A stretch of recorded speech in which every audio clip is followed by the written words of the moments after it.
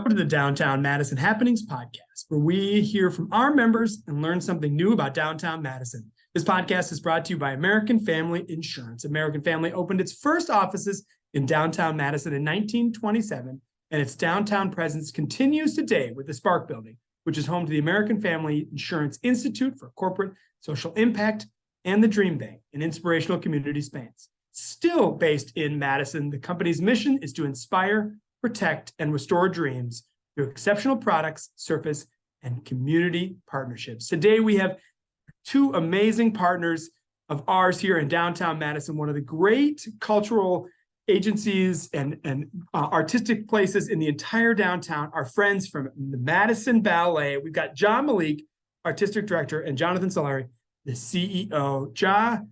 Jonathan, how are you both doing today? Doing well. Thanks for having us. Right. So it's good to have you here. Now, you're coming at a busy time, right? It's almost December.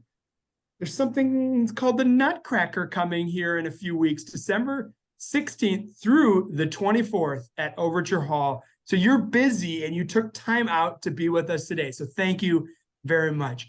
My first question is, why are you both involved in Madison Ballet? What about the Madison Ballet decided I want to work for this great institution and help move ballet forward here in Madison? I'll jump in and say that when I moved to Madison, it was in 2016, 2015, 2016, somewhere in there.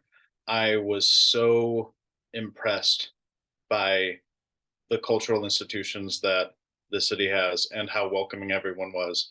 And those things combined, when I realized that I had an opportunity at Madison Ballet to lead an organization, I jumped at it. And I'm so proud of the work that we've done. That was a little over 3 years ago that I joined Madison Ballet. And one of the things that I am most proud of is the artistic direction that we have taken on in the last 6 months. And to have welcomed Malik, who I think is a visionary and a genius, to this city is probably again the proudest thing that I've done in my role at Madison Ballet. Malik, that is quite the introduction. You've been here 6 months. What brought you to Madison? Yes, that's quite an introduction. And thank you, Jonathan. That's a lot to live up to. And I'm honored just to be here. What brought me to Madison, I had put feelers out for the past year and a half before the pandemic started that I was interested in becoming an artistic director of a ballet company. And a friend of mine sent me an email saying, hey, this company is looking for a director. I've seen them. I think it's something you should apply for. And I had not heard of Madison. I had never been to Wisconsin at all. It was not on my touring agenda when I was still dancing.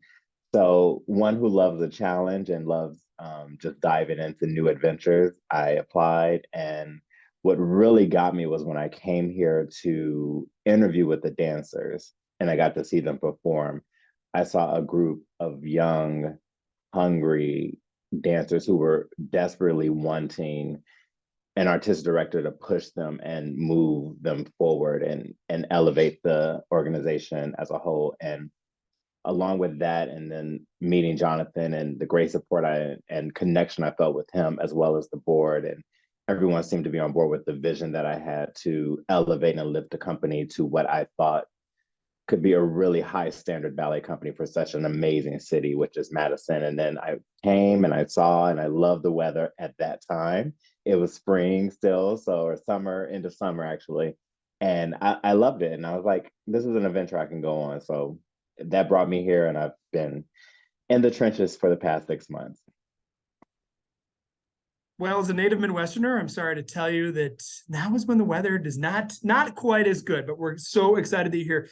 And one thing that really struck me is your mission. And I think, Jai, you probably had a lot to do with putting this together. And it's creating experiences that touch the hearts and change communities. And that is a bold statement about what the arts can do. What do you believe? Why do you believe that ballet and the Madison Ballet Company can really make changes in our community for everybody? Yeah, I base my life off of what my missions in art are because it saved my life. Ballet literally saved my life. I grew up in Cleveland, Ohio as a young kid in a under funded area of the city, I should say. And there were a few options for me: sell drugs, have an incarceration. Everything was pointing towards the negative. And I found that ballet saved me. It took me out of that environment. It showed me a world beyond what I was seeing right then and there, and gave me hope and possibility. So I always knew that when I became a professional dancer, and if I ever was lucky enough to become an artistic director and even a lead choreographer, I would try to instill in children from underdeserved or underutilized communities.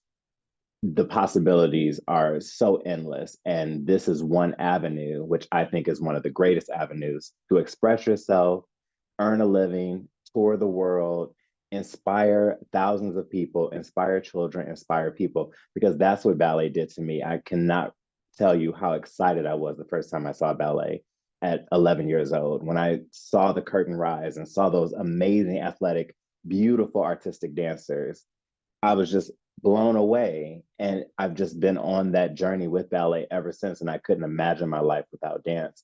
So I'm here to just express that and let people know that, profession or non-profession, ballet is for everybody. It brings you joy, it brings you laughter, it brings you thoughts, it brings a process to your life that you don't get from just watching TV or going to a movie or so many other things, going to a football game. It's really visceral and it's emotional, and that's what I try to express to everyone.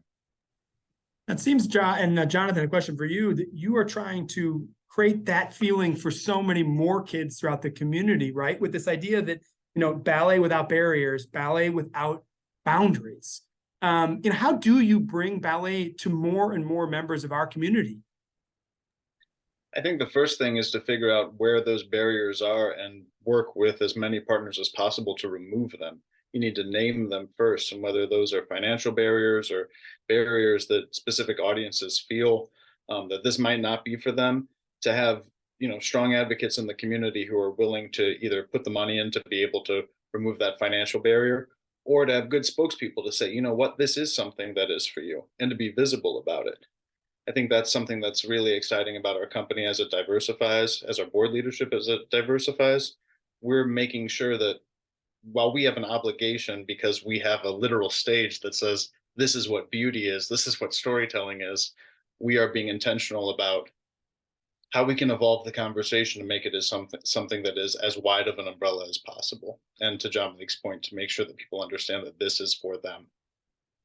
Because you're jumping right out into the community. It's not just about being at Overture. It's not just about being at My Arts. I mean, you're performing anywhere and everywhere to open more doors to more kids, right? To see this amazing creative expression. Yeah, I mean, the icing on the cake for me, I'm always speaking just for myself. For me, any arts organization that does not reflect your community should not be in your community. And we want to reflect the community that we live in. The icing on the cake, or the cherry on top of the sundae, is our performances. Those are our way, that's our way of giving back to the community, to say thank you. Thank you for supporting us. Thank you for being with us. But the work that we take outside of that wonderful performance opportunity, that's the real heart and soul of an arts organization, or especially here at Madison Ballet, to really get out into the community and find those people who may not know what ballet is, or know what art is, or know what anything within, outside of their peripheral. And it's exciting to try to find those communities and reach those people so we can really have a broad sense of what Madison is. One is, you talked about the performances, right? These are so important, but you also have a large ballet school. How many kids go through the school every single year? And you have a new facility on Odana, just from the last couple of years. How many different kids are going through, and how do you, get to make sure that more and more kids can have access to the amazing Madison Ballet School? Yeah, the number fluctuates, but we have scores of kids, and we teach classes from little ones who are 18 months old to come in with their parents to get those first steps going, to older adults who are able to take classes alongside our professional dancers and maintain their fitness that way and their health. It's really incredible. And yes, we do have our studio on the west side on Odana, but we also are offering classes at My Arts for little ones. And we also do incredible outreach work in the community. We're talking about going out to places like Bayview, where we received some support from the Madison Community Foundation to go to the Bayview Foundation and get those kids moving to express themselves as choreographers. We then brought those kids to the overture stage, and then they were able to perform their original work, in that incredible setting. And then to be able to watch our performers is something to evolve into and to, maybe aspire to. So it's all part of an ecosystem. The educational work that we do out in the community, the productions themselves, and what the school does is all one big beautiful thing. So just so we're clear, did you say that I could go to the Madison Ballet School? You said older ones. Do you mean 46-year-olds? We most certainly do. I don't know. I have we would welcome it. Yes. I have potentially the most inflexible hamstrings you've ever seen in your life. So that might not be a good idea. We're going to get you on stage at Overture Hall. You're going to be on the Nutcracker in a couple of weeks. So I got a lot of work to do. I got a lot of work. All right. So everyone, well, not everyone, a lot of people associate ballet with the Nutcracker. This is a huge opportunity. Now, John Malik, this is your first production of the Nutcracker with the Madison Ballet. What are we going to see that's different this year? What expression are you bringing to this timeless classic? That's a very great question, because actually we discovered that last week in rehearsal. So the beauty of it is last year we had our interim director, we are doing her Nutcracker, which is amazing. But she actually created it last year, and it was like right on stage the next day. And so it really didn't get the finite details and the hours and hours and hours we normally spend on perfecting and re-perfecting and re-perfecting everything that we do. So that's really what I've done this year. I've really picked it apart, re-examined it, and just helped lift it and really add the nuances that I think the audience will see a major difference in. There's much more emphasis on musicality, as well as presenting an artistry and connecting with the audience. Because for me, that's what's most important. You can see someone do a million turns, which they do wonderfully here, and lift their legs up through their heads and, all that stuff. But for me, it's always about how do we connect with the audience? Because you want to walk away from a performance saying, wow, I felt something. I left being inspired to tell other people to come see this, or even to come back and see it again. And let me see, what are you doing beyond the Nutcracker? Because you must have a life beyond the Nutcracker, and we do. So it's really about making that connection with the audience, that connection with people, so they feel like they're a part of the organization, not just for Nutcracker, but for the long haul. Well, I think it's important as a city that if we want to support organizations, if we want our organizations like the Madison Ballet to be here, you need to support them, and you need to get to the Overture Center. I promise to be there sometime between December 16th to the 24th. Now, Jonathan, you can get tickets either on your website or at the Overture Center directly, correct? That's right. You can get them online. You'll find your way. I have faith. Well, we want to make it as easy for people as possible. But we also, that's not the only performance coming up. They have another one up in the spring here. We have Ballet Beyond, which is going to be March 31st through April 9th at the new Starlight Theater at My Art. So it's a 2-for-1. You can go see the ballet and this new amazing space on the rooftop of the My Art Center. Come support the ballet, bring all your friends, fill the house. This stuff matters to this community. And we want to support John Malik in his first ballet and not just see the spins, but we want to see all the nuance that we're going to see here at this performance. All right. You didn't know I was going to do this, but we're going to ask you fast and furious 5 questions on any topic. So whatever comes to your mind, either of you can go. Are you ready? Yes. All right. What's your favorite restaurant in Madison? Well, let's go downtown because we love downtown. What's your favorite downtown restaurant? Tokyo Sushi. Morris Ramen. Oh, 2 very good choices. All right.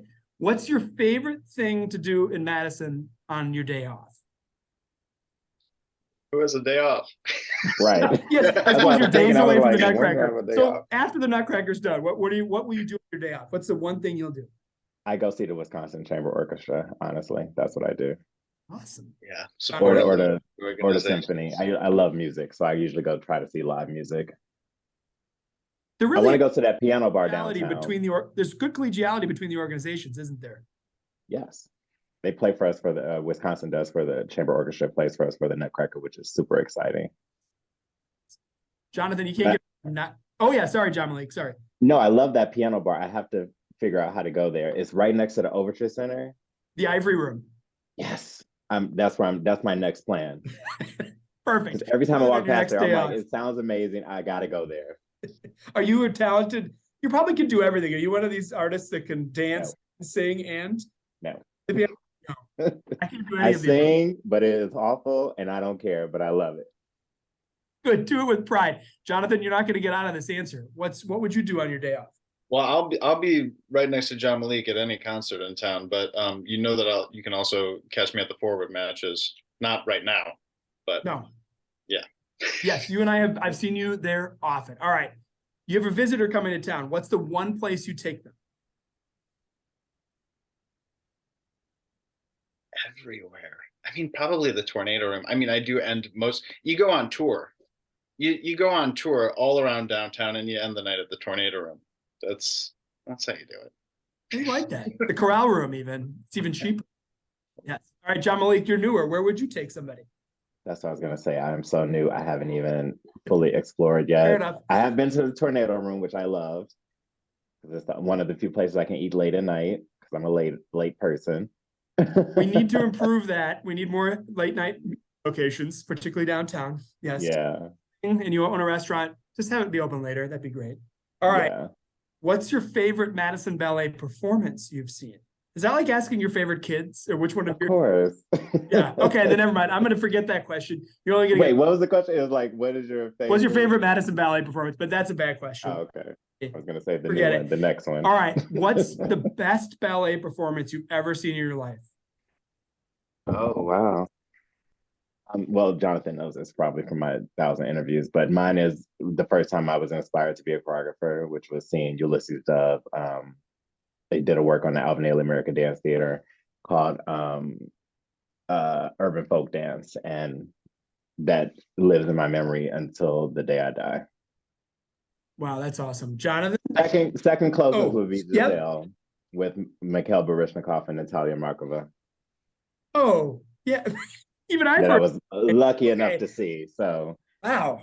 Wow, you've got good answers. Jonathan, as no a little kid. pressure. You know, it's the same answer for the last question that you pulled back. You know, John Malik. I don't want to speak for John Malik, but I think why we're a good team at this is because we understand what the arts can do for a community and what it can do for an individual, that it's active, that it's an exchange. And, you know, this time last year we were at Fort McCoy and doing the Nutcracker for those families, those Afghan families who are now resettled in this country, but in that time of need, and to be able to share space with them and to present something so magical as the Nutcracker for that community was something really special. And I don't know that we'll ever be able to repeat that, but that's where my head's been at as the anniversary of those performances is here. I've been reflecting a lot on that, especially during the Thanksgiving weekend, all the things that we can be grateful for, like these beautiful performances. That is the And perfect. I don't want to make this. I don't want to make this sound corny, or I'm vying Go for for it. I like attention. corny. But I will say that for me, the last show we did, Next Steps at Promenade Hall, that was the first time I actually, for me as a choreographer, I was able to sit back and watch. And I tell you, I was blown away. And I'm a very hard critic on dance, even to my own company. But I honestly was watching those dancers on stage lift themselves to a whole nother level through all the rehearsals and the process. And I have to tell you, Jason, I was honestly in tears. And I was so moved to see that the work that we're actually doing here is working and inspiring people. And the feedback that I got from the audience really just sealed the deal that we're heading in the right direction. So those performances as well. We do a lot of podcasts, but you two just jumped through the screen with your passion and your pride for the Madison Ballet Company. And I just cannot thank you enough for taking the time, for not only being with us on this podcast, for what you do for downtown Madison, for what you do for our whole community. John Malik, Artistic Director, and Jonathan Solari, CEO, thank you for your passion, your creativity, your enthusiasm. Yes, get to know these two. They are both amazing people. And thank you for joining us on this episode of the Downtown Madison Happenings podcast. Can't wait to see you at the Nutcracker in just a few weeks. We'll see you all soon. Thank you.